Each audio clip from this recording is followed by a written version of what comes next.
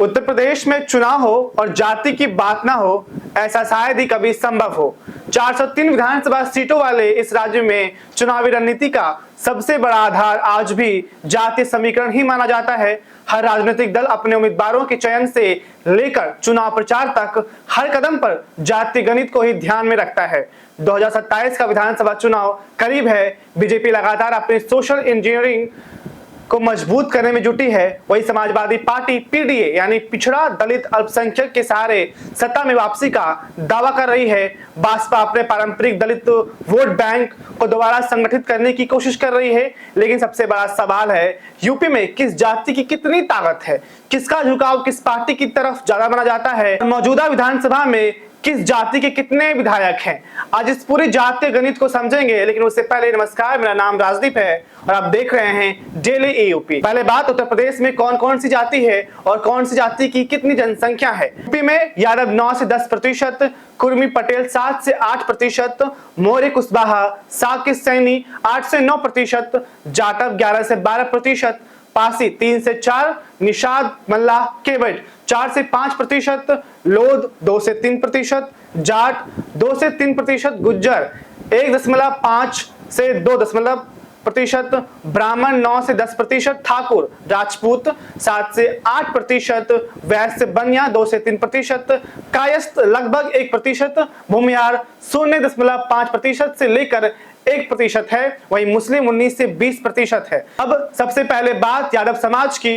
उत्तर प्रदेश में यादवों को लंबे समय से समाजवादी पार्टी का सबसे मजबूत वोट बैंक माना जाता है। हालांकि इसका एक हिस्सा बीजेपी और अन्य दल के साथ भी जाता है, लेकिन परंपरागत रूप से सपा को सबसे ज्यादा समर्थन यहीं से मिलता है। वहीं कुर्मी पटेल समाज वोट बैंक पूरी तरह से किसी एक पार्टी के साथ नहीं है। बीजेपी ने अपना जनाधार यहां मजबूत किया है, जबकि अपना दल एस के साथ गठबंधन के कारण भी इस समाज का बड़ा वर्ग एनडीए के साथ खड़ा रहता है।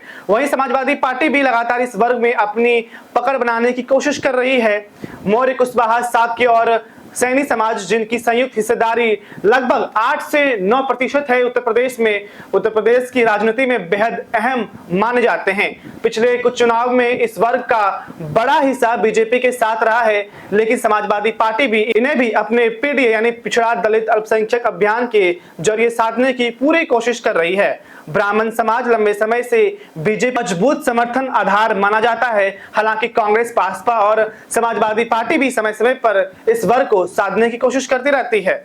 ठाकुर या राजपूत समाज भी बीजेपी का मजबूत वोट बैंक माना जाता है। योगी आदित्यनाथ के नेतृत्व में इस वर्ग का समर्थन बीजेपी के पक्ष में मजबूत माना गया है। अब बात करेंगे मुस्लिम समाज की, जिसकी आबादी लगभग 19 से 20% है प्रदेश में। उत्तर प्रदेश में मुस्लिम वोट बैंक किसी एक दल का स्थायी वोट बैंक नहीं माना जाता है, लेकिन पिछले कई चुनाव में इसका बड़ा हिस्सा समाजवादी पार्टी के पक्ष में जाता रहा है। कुछ क्षेत्रों में कांग्रेस और बसपा को भी मुस्लिम मतदाताओं का समर्थन मिलता रहा है। और अब बात करेंगे कौन सी जाति से कितने विधायक हैं। सबसे पहले बात ब्राह्मण समाज की। उत्तर प्रदेश में 52 ब्राह्मण विधायक हैं। इनमें 46 विधायक बीजेपी और उसके सहयोगी दलों से है, वहीं 5 समाजवादी पार्टी गठबंधन से और 1 कांग्रेस से है।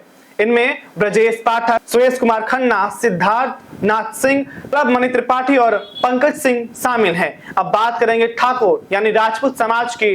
राजपूत समाज से 49 ठाकुर विधायक हैं। इनमें 43 बीजेपी गठबंधन, 4 समाजवादी पार्टी और 1 बीएसपी और 1 जनसत्ता दल से है। इस समाज के बड़े नेताओं में योगी आदित्यनाथ, रघुराज प्रताप सिंह, राजा भैया, जयवीर सिंह, स्वतंत्र देव सिंह और नंदी जैसे नाम शामिल हैं। अब आते हैं कुर्मी समाज पे। उत्तर प्रदेश में 41 कुर्मी विधायक चुने गए हैं। इनमें 27 बीजेपी गठबंधन, 13 समाजवादी पार्टी और 1 कांग्रेस से है। प्रमुख नेताओं में आशीष पटेल, राम प्रताप वर्मा, विनोद सरोज और अनुप्रिया पटेल का नाम प्रमुखता से लिया जाता है। अब बात करेंगे यादव समाज की। विधानसभा में 27 यादव विधायक हैं। इनमें 24 समाजवादी पार्टी और 3 बीजेपी गठबंधन से है। इस समाज के बड़े चेहरे में अखिलेश यादव खुद, शिवपाल सिंह यादव, अतुल प्रधान और इंद्रजीत सरोज जैसे बड़े नेता शामिल हैं। अब बात जाटव समाज की। समाज से 29 विधायक चुनकर आए हैं। इनमें 19 बीजेपी गठबंधन और 10 समाजवादी पार्टी से है। प्रमुख नेताओं में बेबी रानी मौर्य और राजेश कुमार गौतम शामिल हैं। पारसी समाज से भी 27 विधायक विधानसभा पहुंचे हैं। इनमें 18 बीजेपी गठबंधन, 8 समाजवादी पार्टी और 1 जनसत्ता दल से है। इस समाज के प्रमुख नेताओं में 80 मरून का नाम प्रमुख है। वहीं बैश्य या बनिया समाज की बात करें तो समाज के 22 विधायक चुने गए हैं। इनमें 21 बीजेपी गठबंधन और 1 समाजवादी पार्टी से है। बड़े नेताओं में सुरेश कुमार खन्ना और नितिन अग्रवाल शामिल है। लोध समाज के 18 विधायक विधानसभा पहुंचे थे 2022 में। इनमें 15 बीजेपी गठबंधन और 3 समाजवादी पार्टी से है। इस समाज के प्रमुख नेता अरविंद कुमार सिंह गोप सहित कई क्षेत्र चेहरे हैं। जाट समाज के 15 विधायक चुने गए हैं। इनमें 8 बीजेपी गठबंधन और 7 समाजवादी पार्टी रलोला गठबंधन से है। प्रमुख नेताओं में मदन भैया और राजपाल बलियान शामिल हैं।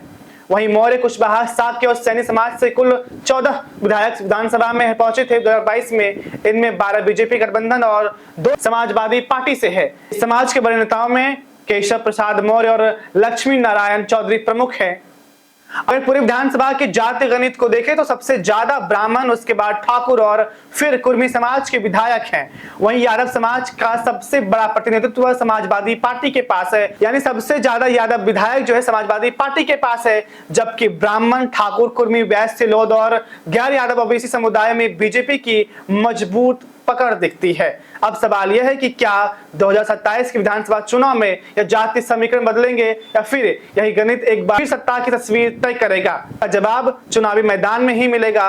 लेकिन अगर आपको ये वीडियो पसंद आया हो, अगर आपको जानकारी अच्छी लगी हो तो वीडियो को लाइक कीजिए, चैनल को सब्सक्राइब कीजिए और देखते रहिए डेली यूपी। धन्यवाद।